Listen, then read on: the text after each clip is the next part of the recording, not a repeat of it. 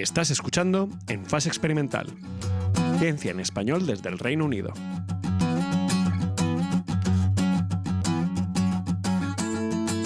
Bienvenidos a En Fase Experimental, el podcast científico mensual de la Sociedad de Científicos Españoles en Reino Unido.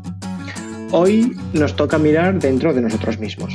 Casi diría que nos toca mirar a lo que nos compone, a lo que nos hace ser en cursiva. Porque, como en la película de 1966 Fantastic Voyage, hoy vamos a disminuir el tamaño y circunvalar nuestros tejidos hasta introducirnos en una célula, empujar a través del citosol y entrar en el núcleo. Y ahí contemplaremos la inmensidad del ADN. Nos tocará pensar que Darwin no sabía que esa amalgama de azúcares y fosfatos existía. Y entonces nos haremos grandes de nuevo y veremos que esas diferencias que Darwin observó, llamadas evolución o adaptación, dependen de la masa dinámica que es el ADN. Y tenemos una fantástica capitana de nuestro submarino hoy, porque el viaje lo dirigirá la doctora Aida Andrés. Bienvenida, Aida. Gracias, Alex, qué bonito. Bueno, a ver, hemos hecho un esfuerzo. Me alegro que te guste. Me gusta mucho. También quiero dar la bienvenida a María, que frecuenta estos lares más a menudo. Hola, María. Hola, Alex, ¿qué tal? Bienvenida también, Aida. Alex, tengo una pregunta seria. ¿Tú realmente tienes tiempo para qué es Fantastic Voyage? ¿Pero qué película es esa? Esto, yo no había nacido en 1966, creo que es fácil decir. Esto es mi profesor de inglés de primaria, creo que nos puso esta película y se me quedó grabada. Desde luego grabada, sí, te la puso en primaria y te acuerdas a día de hoy en un episodio que vamos a hablar sobre genética evolutiva. Madre mía de mi vida, ahora la voy a tener que ver. Xavier Mioki, que era un profesor. No me acuerdo de él todavía. Perdón, Aida, es que... Nada. Alex se ha puesto últimamente reflexivo, pero es que se le va, a veces se le va un poco. A 1966 se nos va. Por eso le gusta tanto la historia. Nació décadas antes. A lo que vamos a presentar a nuestra invitada de hoy, la doctora Aida Andrés, que obtuvo su doctorado en la Universidad Pompeu Fabra e hizo su postdoc en la Universidad de Cornell y en el National Institute of Health, ambos en Estados Unidos, y en 2010 se trasladó a Leipzig, donde empezó su propio grupo de investigación en el Institut Max Planck para la antropología evolutiva. En 2017 se trasladó a Londres, al Genetic Institute en el University College of London, donde es profesor en genómica evolucionaria. Voy a empezar, si me permites, con una pequeña pregunta muy genérica, así como para localizarnos en el gran árbol de la ciencia. ¿Qué es la genética evolutiva y qué es lo que estudia? Sí, no, es una buena pregunta porque se oye hablar menos de la genética evolutiva que del estudio de cáncer, por ejemplo, ¿no? La genética evolutiva es una rama del estudio de la evolución en que se utilizan los genomas para entender cómo han evolucionado las especies. Por ejemplo, puedes comparar los genomas de diferentes especies para ver cómo son diferentes, cómo difieren o cómo se parecen, para ver cuál fue su ancestro común y cómo han cambiado para ser lo que son hoy. O puedes comparar genomas de individuos de la misma especie, por ejemplo, para entender su demografía, cómo de grande ha sido la población durante el tiempo, dónde se han migrado, con qué otros grupos se han encontrado y se han mezclado, cómo de grandes sean las poblaciones en diferentes momentos del pasado. Y otra pregunta que se contesta a menudo es intentar entender cómo las poblaciones se adaptan al medio en el que viven, cómo evolucionan, como hablaba Alex de Darwin, cómo han evolucionado y por qué los genomas son responsables de esa evolución, porque son los que cambian, mantienen unas señales que nos permiten entender esos procesos antiguos que no podemos acceder ahora, sino que pasaron hace mucho tiempo. Es muy interesante esto que dices de las marcas, porque nos conduce muy bien a la siguiente pregunta, y es estas marcas, que al final, para que nuestros oyentes lo entiendan, corrígeme si me equivoco, son ciertas secuencias de ADN, ¿no? Son diferentes combinaciones de As, de Ts, de Gs y de Cs, que están puestas en una forma muy específica y que se van repitiendo en diferentes genomas. Esto es lo que consideramos marcas, ¿no? ¿Cómo se analizan todas las secuencias de ADN que existen de diferentes poblaciones, de diferentes especies, para encontrar estas marcas tan específicas, estas secuencias de A, de T, de G y de C que se repiten de forma con un patrón? Bueno, lo primero, si pensamos en cómo se pueden analizar genomas, lo primero que tenemos que hacer es leer esos genomas, ¿no? Entonces, el primer paso es decidir qué muestras se quieren utilizar y podemos hablar de esto después porque para la genómica evolutiva o genética evolutiva hay diferentes tipos de muestras que se pueden utilizar y es una cuestión interesante. Pero una vez que tienes una muestra que consigues extraer el ADN de esa muestra, lo primero que tienes que hacer es leerlo y hay diferentes tecnologías para leer el ADN y quizás eso no es un tema para hoy, pero una vez que tienes esos genomas, entonces lo que típicamente hacemos es lo que se llama alinearlos, que los pones uno debajo del otro de manera que estás comparando exactamente la misma letra en todos tus individuos y sabes que es exactamente la misma letra del genoma. Y entonces ahí hay muchas posiciones que son iguales entre todos los individuos de la misma especie y unas poquitas que son diferentes. Y esas son las variantes genéticas, ¿no? Cuando pensamos que algunos de nosotros tenemos una forma de un gen y otros tenemos otra forma de otro gen, lo que es una de estas letras del genoma que varían dentro de la población. Y es posible, algunas de ellas tienen una función y entonces esto lo que hace es que diferentes individuos tienen diferentes rasgos que vienen de esa mutación. ¿Y esto cómo se analiza un poco desde un punto de vista evolutivo, ¿no? Esto ¿Cómo se conecta estos alineamientos de secuencia, estas listas con la evolución? Lo que puedes hacer una vez que tienes muchos individuos es, por ejemplo, hacer inferencias sobre cuál era el estado ancestral. Si, por ejemplo, comparas muchos humanos y chimpancés, puedes inferir en esa posición del genoma qué letra tenía el ancestro de chimpancés y humanos que nosotros no podemos ver, no podemos leer su genoma porque vivió hace 6 millones de años y no tenemos manera de leer su genoma. Entonces, haciendo ese tipo de inferencias, se puede establecer cuál era el genoma, por ejemplo, de poblaciones o especies que no viven ahora. La otra cosa que se puede hacer es comparar diferentes individuos de la misma especie y entonces ahí lo que puedes estudiar, por ejemplo, es si hay variantes genéticas que existen solamente en unas poblaciones y no en otras. Y esto puede ser porque han aparecido en una población y no han aparecido en la otra, y entonces eso te permite diferenciar las dos poblaciones genéticamente.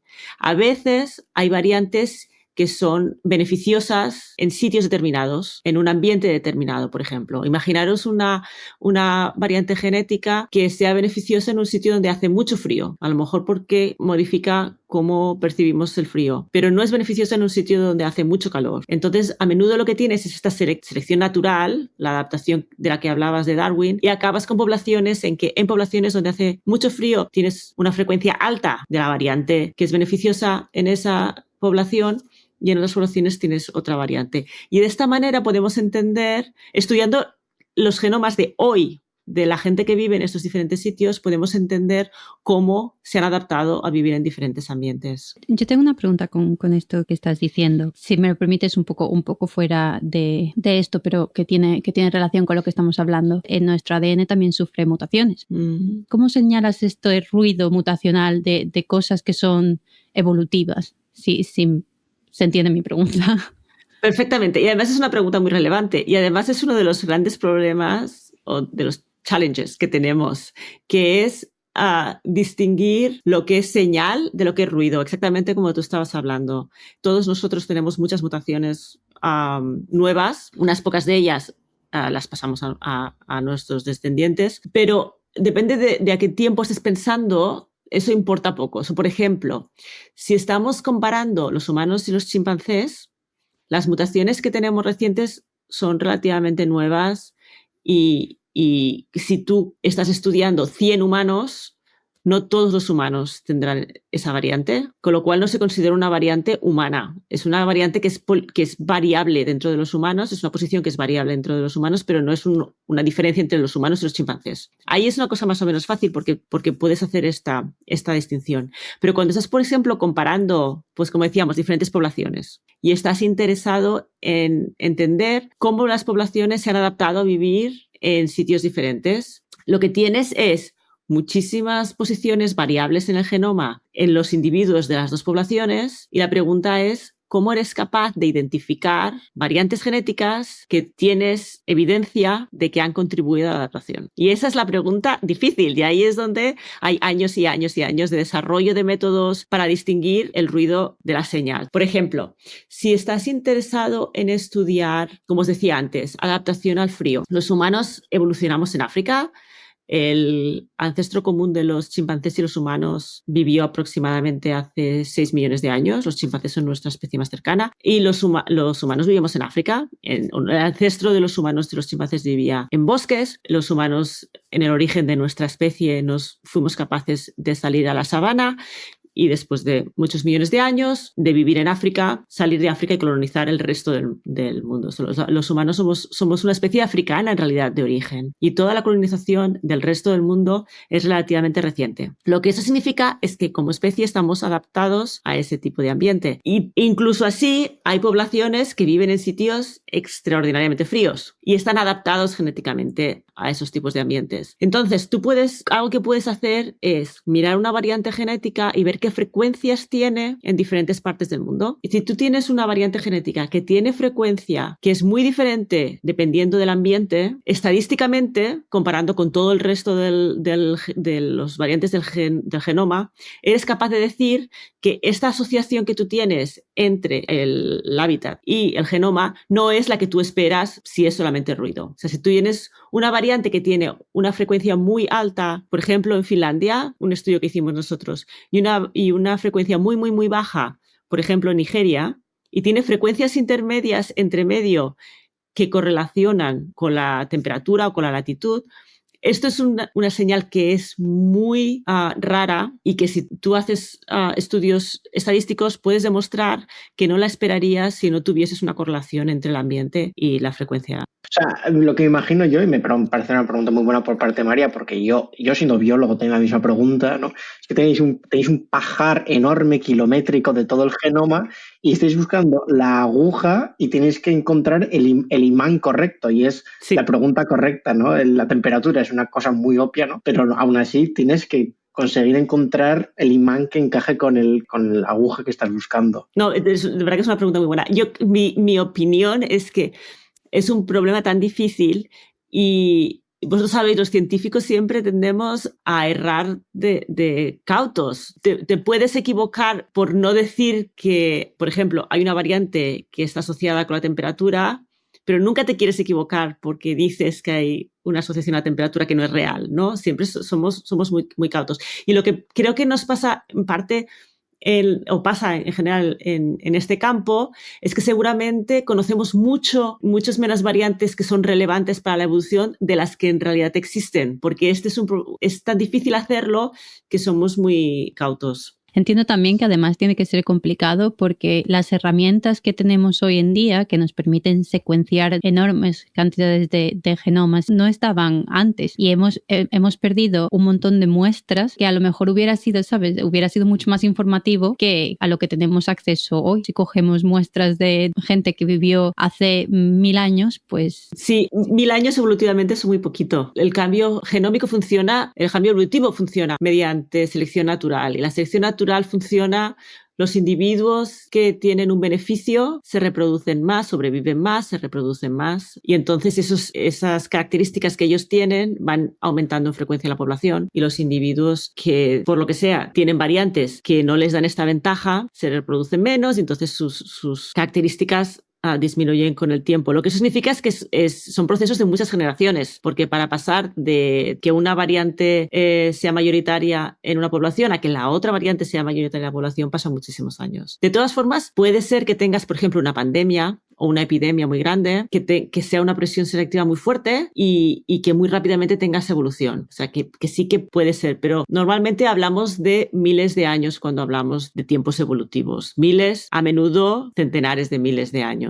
Ahí es donde realmente tenemos poder de entender lo que ha pasado porque hay suficiente información. De todas formas, una de las novedades en el campo que son realmente nos están cambiando cómo hacemos ciencia y cómo hacemos genética evolutiva es una cosa que se llama DNA antiguo. Y sé que me queríais preguntar de esto antes, pero cae muy bien aquí. Y es el ADN que se extrae de muestras antiguas. Y una muestra antigua típicamente sería un hueso o un diente, algún espécimen que se ha encontrado, que es antiguo, que a veces se sabe de qué especie es, a veces no se sabe de qué especie es. Y en los últimos 15 años quizás 20, ahora podemos extraer ADN de esas muestras. Te pongo un ejemplo. Un hueso que se encontró en un río en Siberia, que no se sabía bien de qué era, y se secuenció y se encontró mucho ADN, y era lo que llamamos Early Modern Human. Esto era un humano que vivió hace 50.000 años, y somos capaces de extraer el ADN de ese hueso, secuenciarlo por pura chiripa, porque estaba muy bien conservado el ADN, darnos un genoma fantástico, y tenemos el genoma de una persona que vivió hace 50.000 años. De hecho, el ADN antiguo ahora mismo nos da muchísima información, porque no solamente se pueden secuenciar individuos de hace 50.000 años, se pueden secuenciar neandertales de hace 60.000 años, se pueden descubrir nuevos humanos que no sabíamos que existen, los denisovanos, que es una forma de humanos que son hermanos de los neandertales, que no sabíamos que existen, y de hecho no tenemos casi huesos, pero tenemos genomas. O sea, sabemos quién son, sabemos qué genoma tenían, sabemos con quién se mezclaron, pero no sabemos qué pinta tienen. No sabemos nada de su morfología. Y porque el ADN se va degradando con el tiempo, ahora lo que tenemos son muchos genomas de individuos que vivieron hace cientos de años, unos poquitos miles de años, y de ahí en adelante. O sea que aunque es verdad que no hemos podido secuenciarlos antes, el ADN antiguo nos permite empezar a secuenciarlos ahora. Muy interesante esto porque, claro, todo esto supongo que es simplemente, entre comillas, mejoras en las técnicas, metodologías nuevas que permiten sacar, digamos, el ADN de los huesos de forma más limpia. Fue un cambio fundamental para la tecnología de secuenciación de ADN antiguo que la gente ha intentado hacer muchos años. Fue la aparición de un nuevo tipo de secuenciación que cambió cómo leemos los genomas. Y eso es lo que ha permitido leer los genomas de muestras antiguas que antes no podíamos hacer. Es un desarrollo tecnológico, técnico, que nos ha permitido desarrollar cómo hacemos las preguntas evolutivas. Uh-huh. Y ahora, en lugar de mirar atrás, mirar hacia adelante, te queríamos preguntar si con estos cambios que podemos ver en los genomas, como dices tú, por ejemplo, la adaptación al frío, ¿esto nos permite hacer previsiones para el futuro? Saber qué rasgos pueden ser beneficiosos para ciertos ambientes en humanos o en otras especies. A mí esto me parece bastante complicado. Me parece complicado por muchos motivos. El primero es porque somos bastante capaces de entender lo que ha pasado en el pasado, pero es muy difícil predecir dónde la adaptación genética podría ir. A mí me parece muy complicado decidir que pensamos que una variante va a ser más beneficiosa. Es posible que sea más beneficiosa, pero es posible que tenga otras consecuencias que a lo mejor no son beneficiosas en ese ambiente. O sea que me parece muy difícil. Y el segundo problema es que necesitaríamos una buena manera de predecir cómo los hábitats van a cambiar. Y eso es algo que obviamente hay mucha gente que está trabajando en ello, pero es complicado. O sea, a mí me parece que la genética evolutiva es muy interesante para entender el pasado, es muy interesante para entender las poblaciones actuales y es interesante para decirnos algo sobre la capacidad que las poblaciones puede ser que tengan a adaptarse al futuro. Y si quieres, os hablo un poquito de esto. Pero decir qué variantes específicas van a ser beneficiosas a mí me parece una cosa muy difícil. Entiendo que es que además tiene que ser un proceso, porque estoy pensando en un algoritmo de inteligencia artificial o algo así que pueda coger, pero tiene que ser tanta variabilidad y tantos factores dentro, porque como has dicho también, ¿no? Ya no es el hecho de cómo va a cambiar, predecir cómo va a cambiar nuestros genomas y qué variantes van a aparecer, que me imagino que ya bastante complicado, pero es que encima le tienes que meter cómo va a cambiar el ambiente, cómo va a cambiar la mentalidad de las civilizaciones, porque de eso también depende qué efecto nosotros hacemos en el medio ambiente y depende de cómo el ambiente va a cambiar y eso depende de cómo nuestros genomas van a mutar o a cambiar o a evolucionar. Entonces me parece como un montón de cosas ahí metidas que ni ChatGPT nos puede dar la respuesta a eso. Imagínate. Yo quería salir un poco, porque has hablado de chimpancés y humanos y así, y nosotros hemos hecho un poco de investigación en tu investigación, para la redundancia, y hemos visto que sí, que se basa sobre todo en humanos y en chimpancés, pero también utilizas otros modelos animales, como es la mosca de la fruta, Drosophila melanogaster, que eso me acuerdo de biología, y no siempre tenemos la suerte de conocer a investigadores que trabajen con todo tipo de modelos, sobre todo con simios, ¿no? Y queríamos preguntarte cómo de diferente es investigar con estos modelos entre todos ellos. Muy diferente. muy diferente. Primero tengo que decir que yo no soy una persona de laboratorio, yo lo que hago es analizar genomas en el ordenador, con lo cual, bueno, pues esa parte es muy parecida desde el punto de vista personal, ¿no? Nosotros como investigadores, bueno, pues estamos delante del ordenador y analizamos genomas y de una manera más o menos similar. Dicho eso, todo el resto es completamente diferente, porque las especies son muy diferentes, han evolucionado de maneras muy diferentes, tienen historias muy diferentes y hay toda una serie de complicaciones en unas especies respecto a otras. Os puedo dar un poco una idea de lo que nuestra vida es estudiando diferentes especies. Bueno, pues si quieres estudiar humanos, hay tantos genomas humanos que se pueden analizar, que están en la web, que nosotros no secuenciamos nunca, jamás. Nunca leemos ningún genoma. Utilizamos genomas que existen. Y hay tantísimos datos médicos en humanos de la relación entre variantes genéticas y, por ejemplo, qué enfermedades producen o qué características están asociadas con ellas, que ahí yo diría en humanos hay más datos de los que uno puede utilizar, a menos que esté interesado en poblaciones muy específicas. Y eso es verdad que hay gente que, por ejemplo, trabaja en poblaciones que están adaptadas a vivir en el Tíbet a altísimas altitudes. Bueno, entonces sí que tienes que conseguir muestras de esas zonas y secuenciar genomas y analizarlos y asegurarte de que lo que aprendes lo devuelves a la gente que vive allí para que aprendan de sus propios genomas. Pero en nuestro trabajo la verdad es que yo personalmente hace mucho tiempo que no secuencio ningún genoma de humano. Hay muchísima información. Los chimpancés, por ejemplo, son interesantes porque son tan parecidos a los humanos, pero son una especie en peligro de extinción. Los humanos somos parte de los grandes simios, es nuestra familia. Las dos especies que son más cercanas a los humanos son los chimpancés y los bonobos. Y después hay gorilas y hay orangutanes. De cada una de estas especies hay diferentes subespecies y todas las subespecies de todas las especies de los grandes simios están en peligro de extinción. O sea que los humanos hemos conseguido llevar a todos nuestros primos evolutivos a una situación de que están en peligro de extinción. Porque están protegidos, es muy difícil estudiar esas otras especies. Y entonces, así como en humanos tenemos miles y miles y miles de genomas que podemos analizar, para los chimpancés, por ejemplo, pues hay muy poquitos. Hasta hace muy poquito había del orden de 50 a 60 genomas en total analizados. Ahora, hace poquito nosotros publicamos un artículo en colaboración con muchísimos primatólogos y muchísima gente que secuencia genomas. Hemos conseguido secuenciar todos los genes de centenares de chimpancés utilizando muestras fecales, de hecho. Pero esto para demostraros que si tú quieres secuenciar un chimpancé y quieres saber de dónde viene, dónde vive, no puedes ni siquiera conseguir una muestra del chimpancé de la que puedes extraer el ADN. Tienes que coger sus muestras fecales y de ahí extraer su ADN. Y las moscas son completamente diferentes. Las moscas es una especie que se considera un modelo en biología y que yo no hago experimentos con ellas personalmente, pero que se pueden incluso experimentar con ellas en el laboratorio. Tú puedes hacer experimentos evolutivos en el laboratorio. Puedes decidir, por ejemplo, hacer un experimento en que hay selección en resistencia al frío. Y tú puedes hacer experimentos en el laboratorio y entonces después secuenciar los genomas. Son totalmente diferentes. Uh-huh.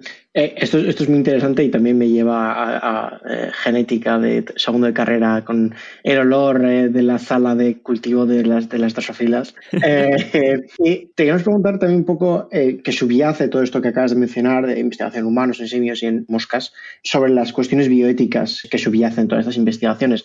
Ya has mencionado uno que igual pasa un poco volando, pero sí que me he percatado de que si coges una población específica y secuencias su genoma, luego tienes que volver a la población a informarles sobre cómo esta investigación o esta información pues les afecta.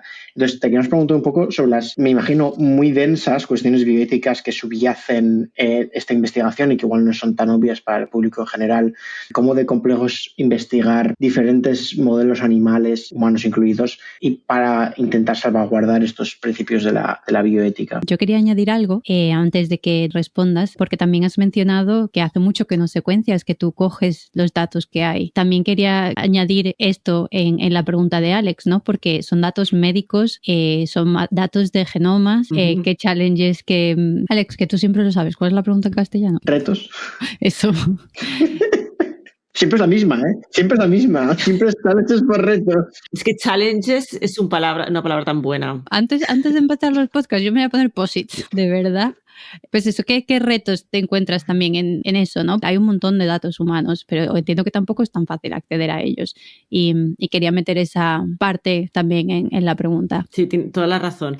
Es curioso con el estudio de los humanos, de los genomas humanos, hay unos pocos genomas, unos pocos miles de genomas que han estado secuenciados específicamente para hacer estudios poblacionales de humanos, que no tiene nada que ver con medicina, que no tiene nada que ver con los rasgos de los individuos y que de hecho no tienen información de ningún tipo sobre los individuos.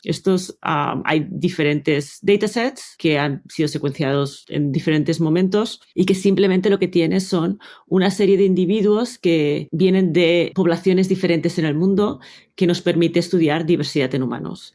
Y porque no están asociados a ningún otro tipo de información, y quizás porque tienen unos cuantos años, se pueden utilizar sin ningún problema. Los problemas de identificación y todo esto, bueno, pues vienen a posteriori, yo creo, porque cuando se secuenciaron esos genomas no se pensó que se podía identificar a una persona basada en su genoma y tienen muchos años estas muestras. Si quieres estudiar, por ejemplo, el UK Biobank, que es una fuente maravillosa, hay muchísimos, hay miles de individuos del Reino Unido con genética y con rasgos y con alguna información médica, eso está extraordinariamente restringido. Necesitas poner proyectos, necesitas un approval, no puedes bajarte los datos, rightly so. Es una cosa que tiene que estar muy restringida porque, como dices, tiene todos estos problemas.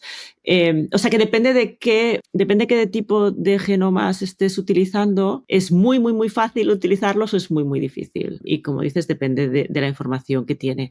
Hay otro aspecto en humanos, que es el que Alex estaba mencionando, que es que estás estudiando muchas veces poblaciones que viven en diferentes partes del mundo y es importante asegurarse de que si estas poblaciones te dan sus muestras biológicas para que tú secuencies sus genes, que tú tratas esto con todo el respeto que se merece, que es muchísimo, eres muy respetuoso cuando lo analizas y cuando lo publicas y que devuelves los resultados. Entonces yo esto no lo hago porque yo, como os he dicho, yo no secuencio hace muchos años, pero la gente que está interesada, por ejemplo, en entender cómo puede ser que hay unas pocas poblaciones de humanos que son capaces de vivir a elevaciones, altitudes muy altas, cuando el resto de la población no es capaz de hacer esto. Bueno, pues esta gente irá allí, tienen una relación con la población local, devuelven los resultados y todo eso. Es muy importante tener muy claro que hay cuestiones éticas que son muy importantes cuando estás hablando de los humanos. Y obviamente cuando nosotros publicamos estudios donde hablamos de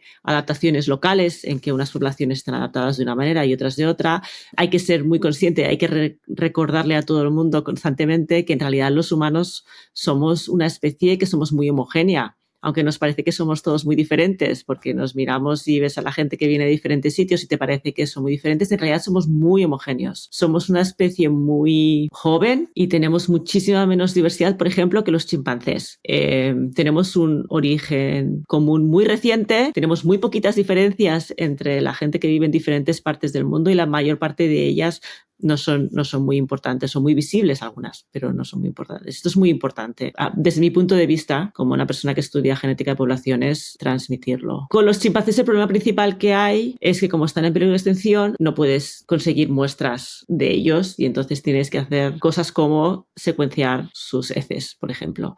Y una vez que haces inferencias, esas inferencias se pueden utilizar para informar conservation efforts, esfuerzos de conservación. Y esto, bueno, pues a lo mejor no es ética, pero es también muy importante. Con drosófilas, la verdad es que es completamente diferente. Bueno, y ahora ya sigue un poco como para terminar, dejando un poco al lado tu investigación y la genética evolutiva. Esta penúltima pregunta que queríamos hacerte es un poco más sobre tu experiencia, ¿no? Porque estamos grabando muy cerquita del Día Internacional de la Mujer y la Niña en la Ciencia y te queríamos preguntar cómo ha sido tu experiencia para establecer tu propio grupo de investigación, ¿no? Ahora es más común, pero no ha sido así siempre, ¿no? Era muy común ver investigadores principales que son hombres, pero no tanto mujeres. Entonces, ¿cómo ha sido cómo es esta experiencia de establecer tu propio grupo de investigación? Sí, la verdad es que no depende mucho del país, es una cosa curiosa. Yo que he vivido en diferentes países, es curioso cómo diferentes son los países en cuántas mujeres hay. No que hacen ciencia, porque hay muchísimas, sino que, como dices, que son investigadores principales. La verdad es que mi experiencia ha sido muy buena. No puedo decir otra cosa. Siempre me he sentido muy apoyada, pero es verdad, por ejemplo, no he tenido muchísimas mujeres como modelos durante mi carrera. Mis jefes han sido siempre hombres toda mi vida, con lo cual tienes que encontrar tu sitio, tienes que encontrar mujeres para hablar con ellas de la situación. Mi experiencia ha sido muy buena, pero no quiero decir que es fácil, y hay muchas complicaciones en las carreras de las mujeres que son bastante únicas, pero creo que con el apoyo suficiente, bueno, pues se puede hacer. Es duro, pero se puede hacer. Pero yo soy muy optimista respecto a esto. Me parece que, por lo menos en el Reino Unido, creo que se reconoce la necesidad de tener mujeres en la investigación también. Y ya para acabar, has mencionado encontrar tu nicho, encontrar tu espacio, ya has hablado de modelos, y siempre nos gusta acabar preguntando sobre las nuevas generaciones. ¿Qué recomendación darías a futuras investigadoras que quieren trabajar en genética evolutiva, tú como modelo de profesor? Yo creo que no es nada diferente de otras áreas de la ciencia. Yo creo que si uno quiere hacer esto, sabe en lo que se mete y lo quiere hacer. Creo que lo que hay que hacer es ir a por ello. Escribir a la gente que escribe los artículos que te parecen más maravillosos, no esperar, a lo mejor si estás buscando una oportunidad para estar en un laboratorio, no esperar a que haya anuncios que están buscando a alguien, sino hablar con la gente. Y desde luego hay una parte fundamental de suerte, de que, bueno, pues a lo mejor tienes la suerte o no de acabar en un laboratorio u otro, pero yo creo que eso es realmente lo único que se puede hacer, es intentarlo. Leer muchos artículos cuando eres joven, porque no hay tiempo para leer artículos después cuando te haces mayor. Uy, esto creo que me lo está diciendo a mí, yo me lo apunto. Sí, seguro. Sí, no me parece que... No sé si tengo una visión así muy clara de lo que hay que hacer, aparte de ir a por ello. Creo que lo de leer artículos también es una cosa que está bien escuchar siempre. Sí, y lo de intentarlo, lo de intentar y no esperar, porque yo lo soy, ¿eh? Yo he sido siempre una persona que busca por el anuncio más que el tomar la iniciativa de escribir. Y muchas veces, oye, pues te puedes sorprender, ¿no? Yo tengo una amiga que, de hecho, el trabajo que lo tiene lo consiguió por eso, por tomar la iniciativa. Y aparte, no lo hizo ni por email, lo hizo por carta, con los antiguos tiempos. 1966. Sí, 1966. Seguramente vio esa película también. Y sí, y es el tomar la iniciativa. Muchas veces tenemos mucho miedo. Y a mí eso es algo, por ejemplo, que a mí de Inglaterra me fascina. Sí que toman la iniciativa. Sí, yo creo que eso sí que es una cosa que es un poco cultural. Y creo que no todo el mundo se atreve, incluso en un sitio como en Inglaterra. Creo que depende mucho de la personalidad, depende mucho del apoyo que tengas, de si tu familia sabe cómo funcionan las cosas o no, tus amigos saben cómo funcionan las cosas y eso. Pero totalmente de acuerdo, yo varios de mis trabajos los conseguí escribiendo a la persona que hacía la ciencia que yo quería hacer, y por casualidad de la vida tenían una posición. O sea que creo que es una cosa, está bien hacerla. Pero sí, totalmente de acuerdo, María. Hay que animar a la gente a hacer esto. Efectivamente. Sí, porque si no nos quedamos sin nada. Eso es. Bueno, Aida, muchas gracias por tenerte, ha sido un auténtico placer. Espero que hayas disfrutado también. Y bueno, nos vemos pronto, María. Sí, nos vemos pronto. Muchas gracias por venir, Aida, ha sido un placer.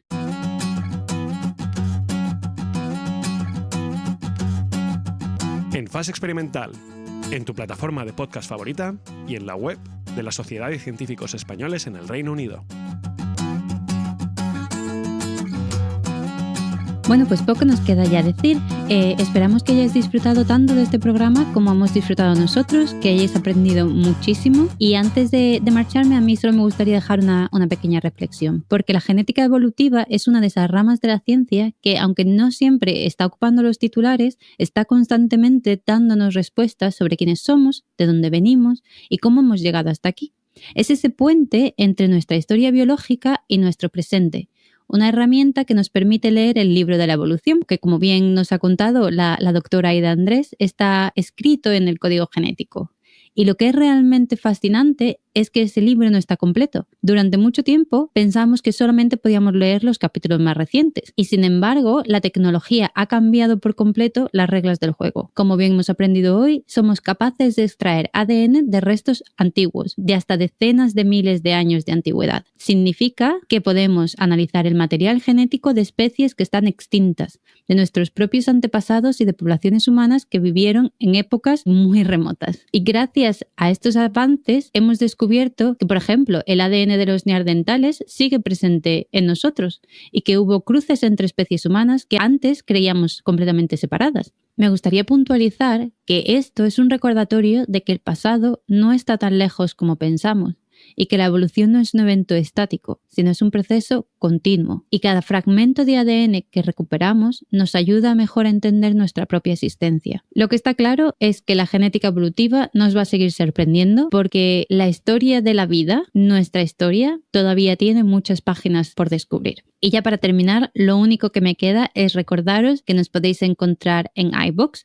en iTunes, YouTube, Spotify y en la página web de Theru, www.sruk.org.uk, y que nos puedes seguir también en Twitter con el hashtag En Fase Experimental.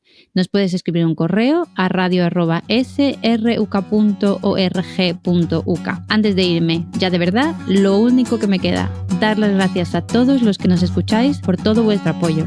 Dar las gracias a Theru porque hacen posible este podcast cada mes y a Carlos Bricio porque hace magia y siempre hace que se nos escuche estupendamente bien. Un abrazo a todos y que la ciencia os acompañe siempre.